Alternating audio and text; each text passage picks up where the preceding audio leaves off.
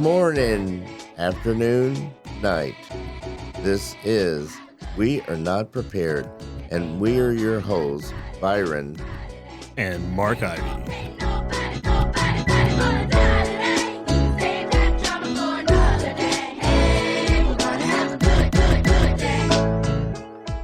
Well, welcome to We Are Not Prepared. I just have to get stuff off my chest first. First of all, the blind man is not here. I don't know where he's at. He took blind sick leave, which I wanted to ask him. So I have a guess, but I said I could ask you. So, hello, this is Lee Tomlin, and Lee is an artist. So have you ever done where you go, would you rather be blind or deaf? Someone asked you that question? I remember, in school talking about Helen Keller, and that when she was asked if she would rather be blind or deaf, she said she would rather be deaf. Yes, she said she'd rather be blind. Lies, I'm sorry. So, I've had icebreakers at trainings I went to, and they've asked me that question, would you rather be blind or deaf? Mm-hmm. But I would like to ask Mark that question. Since he's blind, how would he answer that question? That's a good question. Mm-hmm. Welcome, Lee, to We Are Not Prepared. I am Byron. Byron, thank you. And for Jackson, and I'm just glad to be here, and I'm just glad to find you. Lee's interesting. Is it anomaly? What does that word mean? An anomaly, not the usual kind of everyone is here. And then the anomaly is like that one person, kind of like Neo was the anomaly in the Matrix. Yes, you're like the Matrix. What? So you're Neo. I really? Yes. Okay, cool. Thanks. So Lee is an artist by profession and by hobby, and probably by a calling she's on a mission from God. Anyway, so do you remember the age where you and art were kind of a thing, where that's the first memory where art was important to you? Well, art has always been a part of my life, and my dad is an artist. He doesn't really do that anymore, but as kids, we didn't have coloring books. We had paper and all the, accoutrement like markers and crayons and things, but he wanted us to come up with our own stuff versus coloring books. But, and I always had some interesting kind of stories to tell in my pictures, so I've always kind of done art, drawn a lot, as far as having sketchbooks and things. But I remember the first time that art really spoke to me. And that was, I think it was in elementary school. And we did a field trip to Philbrook Art Museum in Tulsa. Mm-hmm. And it was a show of Thomas Hart Benton's work. And it was just, I went, I kind of had that moment where oh my gosh, this is what it's about, and have you're familiar with his work? Not at all, but he did a lot of socialist commentary as far as what was going on during the Depression and things like that. But it's very stylized and bright, really interesting. He painted everyone and got people's stories and stuff. But it was really, I don't know, that was just really struck me as a kid, wow. I played with little toy soldiers when I was young. And I played with them probably through middle school. Mm-hmm. But then it was secret playing once I hit about the 6th grade. So I remember friends coming over and knocking on the door, and I'm shoving all my little play soldiers under the bed or in the closet. But looking back on that, I actually think that that is the thing that birthed my creativity, because I didn't play war. Mm-hmm. I mean, every scenario in my world, I played out with these soldiers. So, like, for instance, I wasn't very good at track. Mm-hmm. So I would always be in last place. But when I came home and played with my soldiers, I would make sure that I was like in first place and I was winning. And so I would have my own little track meets. That's cool. And so, I mean, that was the first time I think that really creativity spoke to me, because it was a great outlet too, and just a very traumatic home. I could just go into my world. That and reading. Nice. Yeah, I mean, for me, you know, I have, you know, older siblings, but I grew up with my older brother, but I always entertained myself. You know, I didn't have to have stuff going on. One of the family stories is from my mother's that, you know, when my brother was little, she would be like, okay, Craig, it's time to put away your toys. And if he said no, then she was like, okay, well, I'm going to have to put them up in the closet, you know, and he'd be like, okay. And then he would help clean up. And then she thought, you know, when I came along that it would work. And I'd be like, okay, you know, you can put all my stuff up there and it'd be fine. But it was also a situation too where my mom didn't ever have to worry about me ever getting into her makeup. But she could come home one day and I would have Halloween makeup all over my face. Like I would entertain myself in the hallway. We had a full-length mirror in the hall and I would just sit there and make faces at myself. And then I'd scare myself and then I'd like smile and be, you know, and, you know, those kinds of things, you know, just for entertaining purposes. And see, I think those things we really lose ourselves. I think when we do those things, we actually become one with the universe. Yes. And it's not the same as a self-indulgent. It's a much more where you lose all sense of self and you just go and be. So when you're doing like your face and stuff, you became, and so it was a very freeing thing. So do you remember the first traumatic lesson from art? That's a good question. First traumatic lesson. I don't know. One thing too, you know, I grew up with not having coloring books, you know, and then friends would get mad if I didn't color in the lines. I'm like, whatever. But as far as like instructors, you know, I've had a lot of people say that, you know, an art teacher kind of ruined them from wanting to do art because they said, you know, a tree has to be browns and greens versus the rainbow of colors, you know, which it can be whatever it's supposed to be. But probably when... I think mine was with peers more than with like a teacher. I mean, peers would just go look at those lines. Or that's not how a person looks. True. Yeah. Because or when you... I took an art class at Philbrook, you know, and I don't know what it was at that time in my life. It was a clay class, and I made these boxes, which were kind of cool, these clay boxes, and then I would put something down in it, and it would have the name on top of it. It'd say eggs, and there you'd open it, and there's like this like carton of eggs. Oh. How random. Or like there's this little box that, you know, said sleep, and there was a person sleeping in their bed in it. But I did a lot of food, and one of the instructors was like, what is it with you and all the food? I'm like, I don't know, because I don't know. I'm hungry.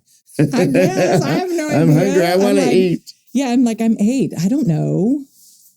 Yeah, but I think with trauma and art, for me, it was probably when I had a big idea and that it didn't really pan out the way that I had how it was in my head. But then I learned to be open for happy accidents, because a lot of times when it doesn't turn out the way you hope it would, you know, you hoped it did, things happen that you learn from.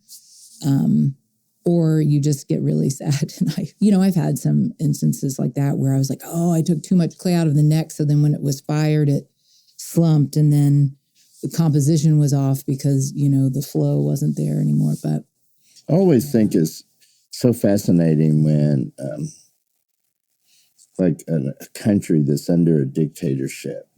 Turkey has been just a fascinating country because it went from a democracy to a dictatorship. So I was able to you're able to follow along. And so it's just so interesting to me that the first signs of rebellion in oppressive societies is art. And artists are, singing or paintings or, poets. Yeah. poets. And so there's something very powerful with art that people want to control. And so I just think it's almost like racism. It's impossible for us to go through life without encountering racism because it's like in the air we breathe. And I think it's the same with oppression with art. Even though we say we like it, but do we like it? If it's too truthful, we don't like it. And if you paint a picture and you put a guy with a 20-foot penis on it, suddenly that truth, people start going, well, you shouldn't do that. But for you, that might symbolize something. Or no penis at all. We'll go the other way. And so... Yeah, a Ken, yeah. Huh? Like a Ken doll. Yes, like a Ken doll. Like Ken was created there, so. Yeah, and that's the thing. Art is important, and it doesn't matter who you are. The arts are important to everyone. And, what's interesting is in a lot of schools or whatever, the first thing, if budget cuts happen, the first thing to go are the arts, which, and it's documented that if kids are exposed to all the arts and academics, they perform better in everything, because some kids flourish in the arts when they don't necessarily in other academic places. And then also another thing that is just mind-blowing to me is that when we learn about other cultures and ancient history, guess what it's through? Artifacts. Yeah. Hello, art, music, vessels, and so it's important, and it's a part of who we are, really. So. But we want to control that too. Oh, absolutely. But it's like it's there, but it's like the water.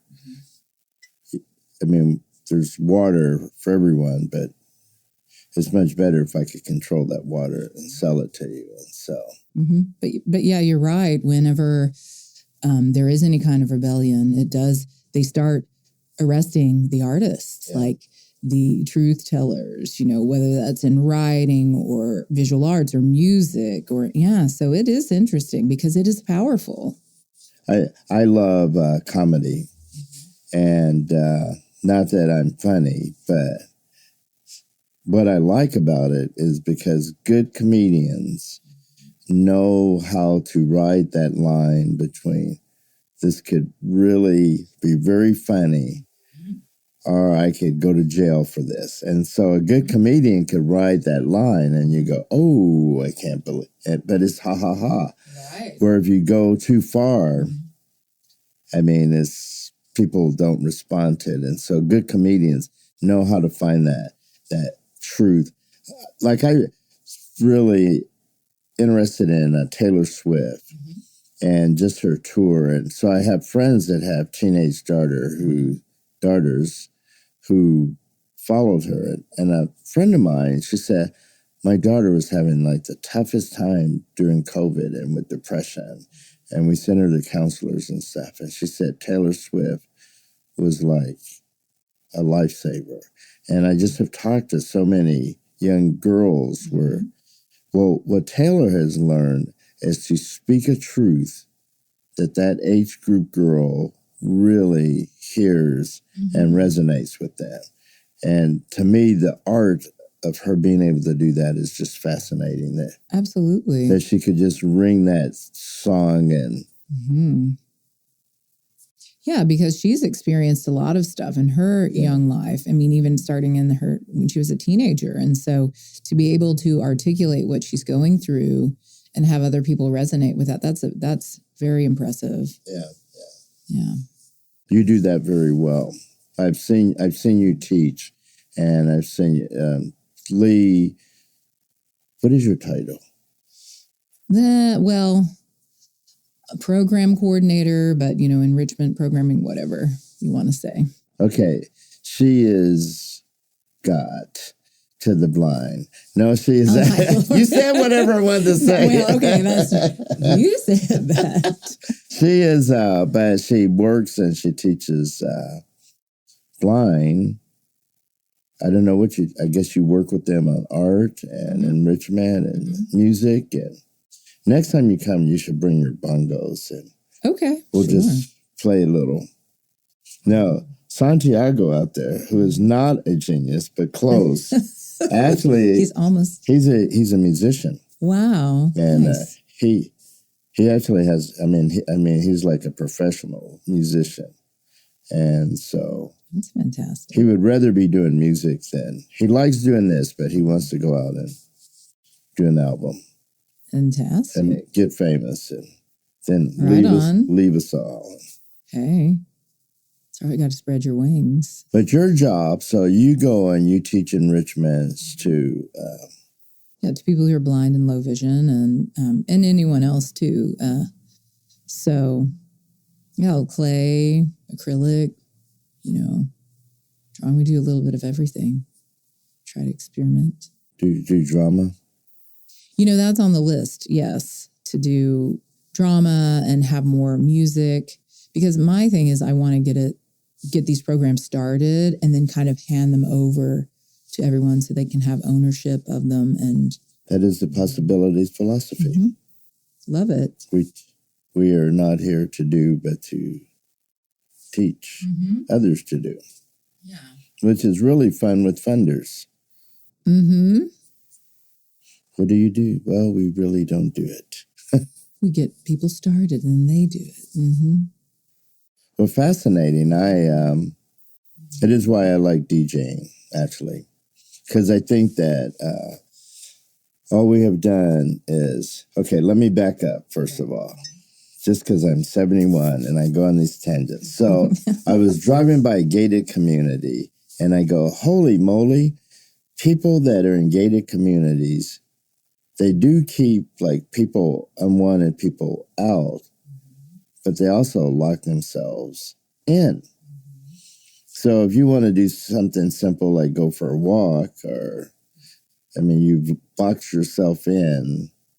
So I just thought, interesting concept. Anyway, I just am amazed with how we lock ourselves with music and art. Mm-hmm. But music, and because people always go, I can't dance. Mm-hmm. And everyone could dance because it's not. Yes. It's just allowing yourself to feel the music and move to it. And so it's just so funny, just our whole attitude, because I'll say, well, I'm a DJ. And the first thing people will say, well, I don't dance. Okay. So I love really, if I DJ a wedding and I could just, I love putting on music and knowing that people aren't going to dance at first. And just seeing which songs make people kind of tap their toes. Mm-hmm. And then if I could kind of find that groove, I'll just start playing a bunch of that genre. Mm-hmm. And then it's just so funny because first the mothers will bring their kids out, quote, to dance. And then they'll start dancing with the kids. And then the dads. And then it's just, but just to see people release and to just let themselves. Yeah, because dancing really is a great thing that connects everybody. I mean, because if you can get out of your own head and just dance, it's amazing. So how did you get into DJing? I was, when I sobered up, my sponsor said, would you like to come over and play guitar because I said, I play guitar. Mm-hmm. And so I went over with my guitar. Well, I knew like 2 chords.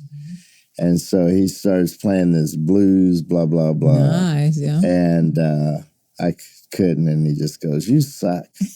So he goes, I want you to go take lessons. So he sent me to his teacher. And for the next 8 years, I took guitar lessons. But I really was average, and I didn't work hard enough to play well. But I was really interested in his equipment because he had like the studio, and so I just started getting interested in recording and mixing. And then one day they needed a DJ someplace, and I borrowed some equipment, and that went really well. And so I asked my wife, I said, what do you think if I do DJing? And she goes, I think it's a good idea. She never says anything I do is a good idea, generally. So when she said, so I went out immediately and went to Guitar Center and bought like $1,000 worth of equipment, so that began. Cool. First time I did a gig, I plugged it up completely wrong. Luckily, this guy came by and knew how to do it. So, yeah, that's cool. I mean, you got to have it plugged up right in order to have the maximum, Well, to actually have sound come out of it. Yeah, that's helpful. So there was no sound coming out. It's always that's worse than having too much sound. No sound. Which sometimes I do. I like to get there early enough that I could. Because there's always this moment where something's not kosher. Well, fascinating talking to you. Yes, thanks for having me. Yeah, you're very interesting. What I like about you is that you don't seem to be an angry person at all. I try not to be. I mean, I have my moments, of course, like, through the process of working on my house, you have days, but yeah. But I mean, you don't have like this underlying resentment with life that comes out. And I go, what was trauma? Well, yeah, no color. I mean, and so sometimes you ask people that and they go, my first doggy ate my crayons and I hate dogs to this day. No. Yeah. So it really is pretty neat because you don't have that. Thank you. Well, come again and we shall dance again. We have danced before together, so. Yes. Keys to work, that was fun. And down at Douglas. You always have the good grooves going. I do. Well, you have the good paintings going. And you're starting to decorate our offices, by the way, so good job. Well, thanks. Yeah, I like to contribute. I can. Next, okay, you need a picture of me. Okay. And so it's okay in this picture of me if you accent my biceps a little bit. Just. All right. Good. I'm taking notes. Thank you. Lee, It's been good being here. This has been, what's his face? The black guy. The blind guy's not here. I just know this black, blind, both bees. Anyway, we're not prepared. Have a good day, everyone. Bye-bye. Bye.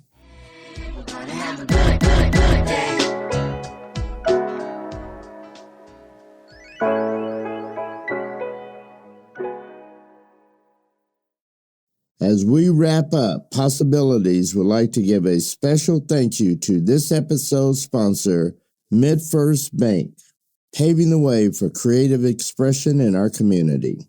Their commitment to our vision allows us to continue to have these conversations. We are grateful for your continued support, MidFirst Bank.